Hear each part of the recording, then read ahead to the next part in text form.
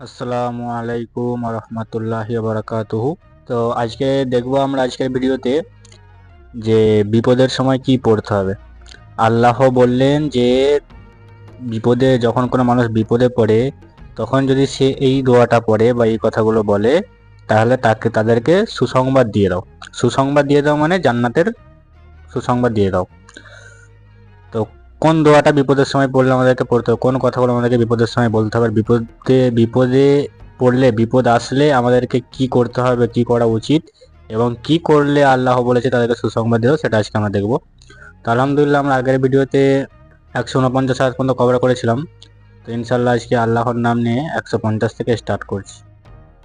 ومن حيث خرجت فول وجهك شطر المسجد الحرام وحيث ما كنتم فولوا وجوهكم شطره لئلا يكون للناس عليكم حجة إلا الذين ظلموا منهم فلا تخشوهم واخشوني ولأتم نعمتي عليكم ولعلكم تهتدون। আর যেখান থেকেই তুমি চলো না কেন তোমার মুখ মসজিদে হারামের দিকে ফেরাও এবং যেখানেই তোমরা থাকো না কেন সেদিকেই মুখ করে নামাজ পড়ো, যাতে লোকেরা তোমাদের বিরুদ্ধে কোনো প্রমাণ খাড়া করতে না পারে। তবে যারা জালেম তাদের মুখ কোনো অবস্থায় বন্ধ হবে না, কাজেই তাদেরকে ভয় করো না, বরং আমাকে ভয় করো। আর এজন্য যে আমি তোমাদের উপর নিজের অনুগ্রহ পূর্ণ করে দেব এবং এই আশায় যে আমার এই নির্দেশের অনুগত্যের ফলে তোমরা ঠিক তেমনইভাবে সাফল্যের পথ লাভ করবে। অর্থাৎ আমাদের এই নির্দেশটি পুরোপুরি মেনে চলো, কখনো যেন তোমাদের ভিন্ন রকম আচরণ না দেখা যায়। তোমাদের কাউকে যেন নির্দিষ্ট দিকের পরিবর্তে কখনো অন্য দিকে মুখ করে নামাজ পড়তে দেখা না যায়, অন্যথায় শত্রুরা তোমাদের বিরুদ্ধে এই মর্মে অভিযোগ করার সুযোগ পাবে, আহা কি চমৎকার মধ্যপন্থী উম্মত, এরাই হয়েছে আবার সত্যের সাক্ষী। এরা মুখে বলে এই নির্দেশটি আমাদের রবের পক্ষ থেকে এসেছে, কিন্তু কাজের সময় এর বিরুদ্ধাচরণ করছে। অর্থাৎ আল্লাহ কি বলছে যে তোমরা যেখানেই থাকো না, যে অবস্থাতেই থাকো না কেন, তোমরা মসজিদে মানে কাবার দিকে মুখ করে নামাজ পড়ো। কেন? কারণ যারা কিবলাকে কাবার দিকে চেঞ্জ করার পরে তারা সেটা মানতে অস্বীকার করেছিল, ইহুদি খ্রিস্টানরা, তারা যেন তোমাদের বিরুদ্ধে প্রমাণ খাড়া করতে না পারে। কারণ যখনই তুমি অন্যদিকে মুখ করে নামাজ পড়বে তখন ইহুদিরা খ্রিস্টানরা তারা কি বলবে, আহা দেখো কি চমৎকার মধ্যপন্থী উম্মত, এরাই হয়েছে সত্যের সাক্ষী। মানে এরা মুখে বলে যে আল্লাহর হুকুম এটা, কিন্তু তারা কাজে করে না। মানে তারা মুখে বলছে এটা আল্লাহর হুকুম, কিবলা ওই দিকে চেঞ্জ করেছে, কিন্তু তারা নামাজ পড়ছে উল্টো দিকে ঘুরে। তারা নিজেরাই নিজেদের বিরুদ্ধাচরণ করছে। সেই জন্য আল্লাহ বলছে যেদিকেই থাকো না কেন তোমরা মসজিদে হারামের দিকে ঘুরে নামাজ পড়ো। এখানে অনুগ্রহ বলতে নেতৃত্ব বোঝানো হয়েছে। বনি ইসরায়েলদের থেকে কেড়ে নিয়ে এই নেতৃত্ব উম্মতে মুসলিমাকে দেওয়া হয়েছিল। আল্লাহ প্রণীত বিধান অনুযায়ী একটি উম্মতকে দুনিয়ার জাতিসমূহের নেতৃত্বের আসনে অধিষ্ঠিত করা এবং মানব জাতিকে সৎকর্মশীলতা ও আল্লাহর ইবাদতের পথে পরিচালিত করার দায়িত্বে তাকে নিয়োজিত করা ছিল। তার সত্যানুসারিতার চরম পুরস্কার। এই নেতৃত্বের দায়িত্ব যে উম্মতকে দেওয়া হয়েছে তার উপর আসলে আল্লাহর অনুগ্রহ ও নিয়ামত পরিপূর্ণ করা হয়েছে। আল্লাহ এখানে বলেছেন কিবলাহ পরিবর্তনের এ নির্দেশটি আসলে এই পদে তোমাদের সমসীন করার নিশানি। কাজেই অকৃতজ্ঞতা ও নফরমানির প্রকাশ ঘটলে যাতে এ পদটি তোমাদের থেকে ছিনিয়ে না নেওয়া হয়, সেজন্যও তোমাদের আমার এই নির্দেশ মেনে চলা দরকার। এটা মেনে চললে তোমাদের প্রতি এই নিয়ামত অনুগ্রহ পরিপূর্ণ করে দেওয়া হবে। অর্থাৎ এই নির্দেশ মেনে চলার সময় মনে মনে এই আশা পোষণ করতে থাকো, এটা একটা রাজকীয় বর্ণনাভঙ্গি মাত্র। বিপুল ক্ষমতার অধিকারী বাদশাহর পক্ষ থেকে যখন তার কোনো চাকরকে বলে দেওয়া হয় বাদশাহর পক্ষ থেকে অমুক অমুক অনুগ্রহ ও দানের আশা করতে পারো, তখন কেবলমাত্র এতটুকু ঘোষণা শুনেই সংশ্লিষ্ট চাকর বা রাজকর্মচারীরা তার গৃহে আনন্দ উল্লাস করতে পারে এবং লোকরাও তাকে মোবারকবাদ দিতে পারে। كما أرسلنا فيكم رسولا منكم منكم يتلو عليكم آياتنا ويزكيكم ويعلمكم الكتاب والحكمة ويعلمكم ما لم تكونوا تعلمون যেমনি ভাবে তোমরা এই জিনিসটি থেকেও সাফল্য লাভের সৌভাগ্য অর্জন করেছো যে আমি তোমাদের মধ্যে স্বয়ং তোমাদের থেকে একজন রসূল পাঠিয়েছি, যে তোমাদেরকে আমার আয়াত পড়ে শোনায়, তোমাদের জীবন পরিশুদ্ধ করে সুসজ্জিত করে, তোমাদেরকে কিতাব ও হিকমত শিক্ষা দেয় এবং সব কথা তোমাদের শেখায় যা তোমরা জানতে না। فاذكروني أذكركم واشكروا لي ولا تكفرون কাজেই তোমরা আমাকে স্মরণ রাখো, আমিও তোমাদেরকে স্মরণ রাখব, আর আমার প্রতি কৃতজ্ঞতা প্রকাশ করো এবং আমার নিয়ামত অস্বীকার করো না। يا أيها الذين آمنوا استعينوا بالصبر والصلاة إن الله مع الصابرين হে ঈমানদারগণ, সবর ও নামাজের দ্বারা সাহায্য গ্রহণ করো, আল্লাহ সবরকারীদের সাথে আছেন।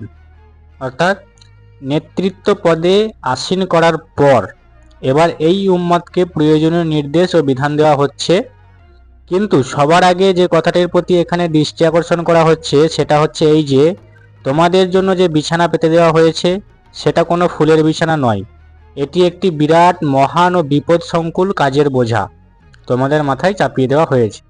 এই বোঝা মাথায় ওঠাবার সাথে সাথেই তোমাদের ওপর চতুর্দিক থেকে বিপদ আপদ ঝাঁপিয়ে পড়তে থাকবে।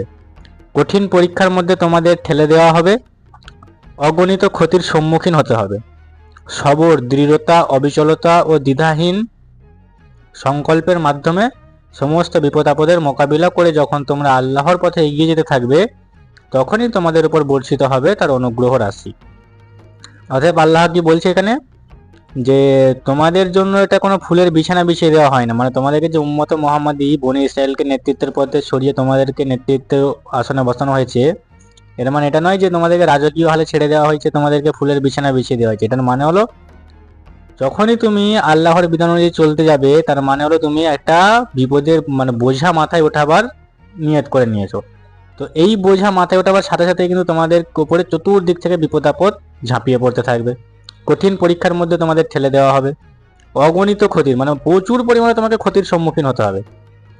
আল্লাহ এগুলো পরীক্ষা করে দেখবেন যে আদৌ আমার বান্দা সাচ্চা দিলে আমার পথে এসেছে কিনা, যে কোনো অবস্থায় যে কোনো মুহূর্তে বান্দা আমার শুকরিয়া আদায় করে কিনা, সেটাই দেখার জন্য সমস্ত বিপদ আপদ মোকাবিলা একদম ধৈর্য, অবিচলতা, কোনো রকম মানে ভুল কথা ভুলে কাজ করা থেকে বাদ দিয়ে সব কিছু সহ্য করে একমাত্র আল্লাহর রাস্তায় যে চলতে পারবে তখনই আল্লাহর রহমত তার উপরে বর্ষিত হবে।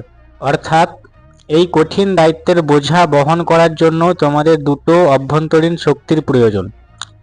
একটি হচ্ছে নিজের মধ্যে সবর, ধৈর্য ও সহিষ্ণুতার শক্তির লালন করতে হবে, আর দ্বিতীয়ত নামাজ পড়ার মাধ্যমে নিজেকে শক্তিশালী করতে হবে।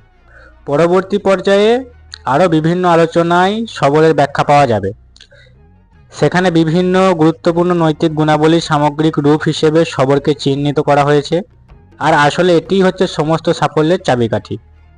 এর সহায়তা ছাড়া মানুষের পক্ষে কোনো লক্ষ্য অর্জনের সফলতা লাভ সম্ভব নয়। এভাবে সামনের দিকে নামাজ সম্পর্কেও বিস্তারিত আলোচনা এসেছে, সেখানে দেখানো হয়েছে নামাজ কিভাবে মুমিন ব্যক্তি ও সমাজকে এই মহান কাজের যোগ্যতা সম্পন্ন করে গড়ে তোলে। ولا تقولوا لمن يقتل في سبيل الله أموات بل أحياء ولكن لا تشعرون আর যারা আল্লাহর পথে নিহত হয় তাদেরকে মৃত বলো না, এই ধরনের লোকেরা আসলে জীবিত, কিন্তু তাদের জীবন সম্পর্কে তোমাদের কোনো চেতনা থাকে না। মৃত্যু শব্দটি এবং এর ধারণা মানুষের মনে ভীতির সঞ্চার করে, মৃত্যুর কথা শুনে সে সাহস ও শক্তি হারিয়ে ফেলে। তাই আল্লাহর পথে শহীদদেরকে মৃত বলতে নিষেধ করা হয়েছে, কারণ তাদেরকে মৃত বললে ইসলামী দলের লোকদের জিহাদ, সংঘর্ষ ও প্রাণ উৎসর্গ করার প্রেরণা স্তব্ধ হয়ে যাবার সম্ভাবনা দেখা দেবে। এর পরিবর্তে ঈমানদারদের মনে এই চিন্তা বদ্ধমূল করতে বলা হয়েছে যে আল্লাহর পথে যে ব্যক্তি প্রাণ দেয় সে আসলে চিরন্তন জীবন লাভ করে। এই চিন্তাটি প্রকৃত ব্যাপারের সাথে পূর্ণ সামঞ্জস্য ছিল। এই চিন্তা পোষণের ফলে সাহস ও হিম্মত তরতাজা থাকে এবং উত্তরোত্তর বেড়ে যেতেও থাকে। ولنبلونكم بشيء من الخوف والجوع ونقص من الأموال والأنفس والثمرات وبشر الصابرين। আর নিশ্চয়ই আমরা ভীতি, অনাহার, প্রাণ ও সম্পদের ক্ষতির মাধ্যমে এবং উপার্জন ও আমদানি হ্রাস করে তোমাদের পরীক্ষা করব, এই অবস্থায় যারা সবর করে। الذين إذا أصابتهم مصيبة قالوا إنا لله وإنا إليه راجعون। এবং যখনই কোনো বিপদ আসে বলে আমরা আল্লাহর জন্য এবং আল্লাহর দিকে আমাদের ফিরে যেতে হবে, তাদেরকে সুসংবাদ দিয়ে দাও। তো আমরা আল্লাহর জন্য এবং আল্লাহর দিকে আমাদের ফিরে যেতে হবে, এটা কি হলো? ইন্না লিল্লাহি ওয়া ইন্না ইলাইহি রাজিউন। তো ইন্না লিল্লাহি ওয়া ইন্না ইলাইহি রাজিউন এই দোয়াটা শুধু মারা গেলে পড়তে হয় সেটা নয়, বিপদের সময় এই দোয়াটা, যে কোনো বিপদের মানে হচ্ছে যে আমরা আল্লাহর জন্য এবং আল্লাহর দিকে আমাদের ফিরে যেতে হবে। তো যখনই মানুষ কোনো বিপদে পড়বে তখনই সেই দোয়া পড়ে শুধু পড়লে হবে না, এর উপর আমল রাখতে হবে। আমি শুধু মুখে বললাম আর আমল করলাম না, তাবিজ নিতে শুরু করে দিলাম, শিরকে লিপ্ত হয়ে গেলাম, তাহলে কিন্তু হবে না। এর উপরে অটুট থাকতে হবে। তাই তাদেরকে সুসংবাদ দিয়ে দাও। বলার অর্থ কেবল মুখে বলা নয়, বরং মনে মনে একথা স্বীকার করে নেওয়া যে আমরা আল্লাহর কর্তৃত্বাধীন। তাই আল্লাহর পথে আমাদের যে কোনো জিনিস কুরবানি করা হয় তা ঠিক তার সঠিক ক্ষেত্রেই ব্যয়িত হয়। যার জিনিস ছিল তার কাছেই ব্যয়িত হয়েছে, আর আল্লাহরই দিকে আমাদের ফিরে যেতে হবে। এর অর্থ হচ্ছে চিরকাল আমাদের এই দুনিয়ায় থাকতে হবে না, অবশেষে একদিন আল্লাহরই কাছে যেতে হবে। কাজেই তার পথে লড়াই করে প্রাণ দান করে তার কাছে চলে যাওয়াটাই তো ভালো। এভাবে মৃত্যুবরণ করে তার কাছে চলে যাওয়াটা আমাদের স্বাভাবিকভাবে জীবনযাপন করে কোনো দুর্ঘটনার শিকার হয়ে বা রোগে ভুগে মৃত্যুবরণ করে তার কাছে চলে যাওয়ার চাইতে লাখো গুণে শ্রেয়। অতএব সে আমাদেরকে তো আজ নয় কাল মরতেই হবে, সেটা সবাই জানে, আল্লাহর কাছে ফিরে যেতেই হবে। সেটাই বলছে এখানে যে আমাদেরকে তো আজ নয় কাল আল্লাহর কাছে যেতেই হবে। তার থেকে ভালো হচ্ছে যে শহীদদেরকে মৃত বলতে মানা করেছে আল্লাহ, তারা চিরন্তন জীবে, তাদের মর্যাদা অনেক। তো সেই আমাকে আজ নয় কাল মরতে হবে, সেটা সকলেই জানে।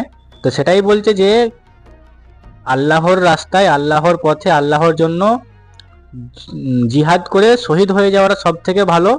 কারণ আমি জানি কালকে আমি মৃত্যুবরণ করবো কি করবো না আমি জানি না। তো হতে পারে যে কালকে আমি রোগে পড়ে গেলাম বা কোনো দুর্ঘটনায় পড়ে মৃত্যুবরণ করলাম বা কোনো রোগে ভুগতে ভুগতে মৃত্যুবরণ করলাম। তার থেকে ভালো যে আল্লাহর রাস্তায় একদিনে শহীদ হয়ে যাও হাজারো গুণ, লাখো কোটি গুণ ভালো। সেটা এখানে বলা হলো। তো আল্লাহ আমাদেরকে শোনার থেকে বেশি বেশি করে আমল করার তৌফিক দান করুক। আল্লাহ সকলকে হিদায়াত দান করুক। জসপাতের মধ্যে যখন মুখ থেকে কোনো খারাপ কথা ভুল কথা বেরিয়ে থাকে তো আল্লাহ সেটা আমাদের মন থেকে মাফ করুক। আল্লাহ সকলকে ভালো রাখুক, সুস্থ রাখুক।